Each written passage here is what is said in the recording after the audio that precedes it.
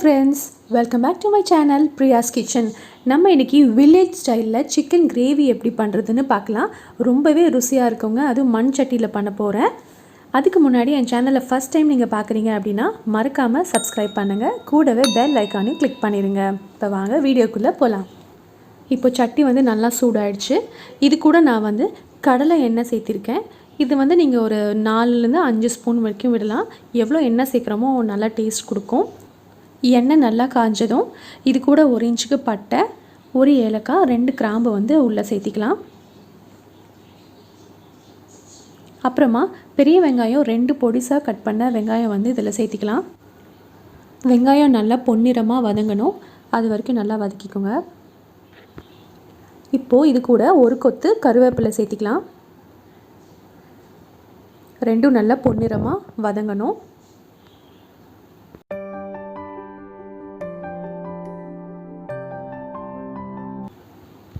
இப்போ நல்லா வதங்கிடுச்சு. இது கூட 2 தக்காளி வந்து இதல சேர்த்திக்கிறேன்.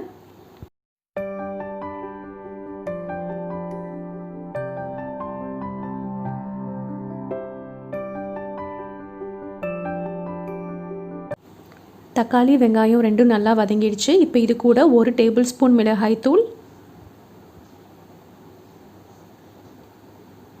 1/2 டேபிள்ஸ்பூன் வந்து ஜீரகத்தூள் எடுத்துக்கோங்க. 1 டேபிள்ஸ்பூன் மல்லித்தூள், 1 டேபிள்ஸ்பூன் சிக்கன் மசாலா. இது கூட 1/2 டீஸ்பூன் சோம்புத்தூள்.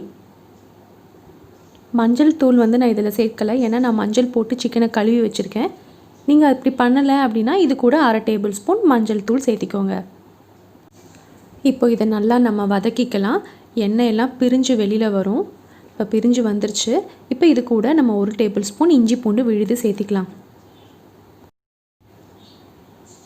அடுப்பை மீடியம் ஃப்ளேமில் வச்சுட்டு நல்லா கலந்து விட்டுக்கோங்க.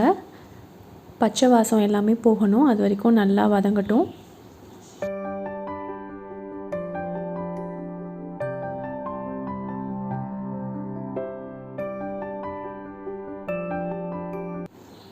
இப்போது நம்ம இது கூட சிக்கன் சேர்த்திடலாம். நான் இன்றைக்கி வந்து 3/4 கிலோ சிக்கன் எடுத்திருக்கேன்.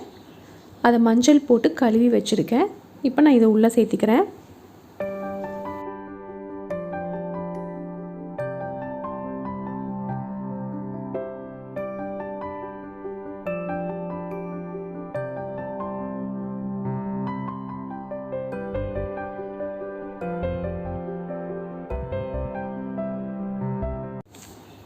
மசாலா கூட சிக்கன் நல்லா கலந்து விட்டுருங்க.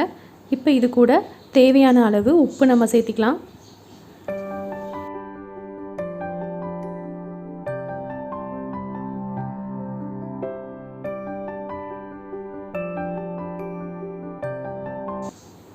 இப்போ நல்லா கலந்து விட்டதுக்கப்புறம் இது கூட 1/2 டேபிள்ஸ்பூன் வந்து கரம் மசாலா சேர்த்திக்கலாம்.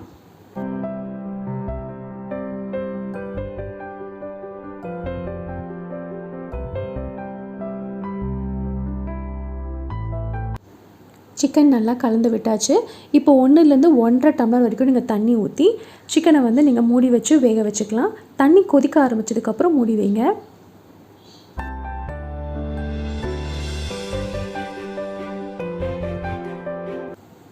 இப்போ நான் 20 நிமிஷத்துக்கு அப்புறம் திறந்து பார்க்குறேன். சிக்கன் நல்லா வெந்திருக்கு.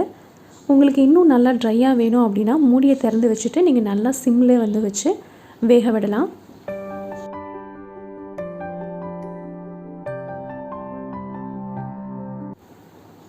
சிக்கன் சூப்பராக வந்திருக்கு. மண் சட்டியில் செய்யும் போது அதோட டேஸ்ட்டே வேறு மாதிரி இருக்குங்க.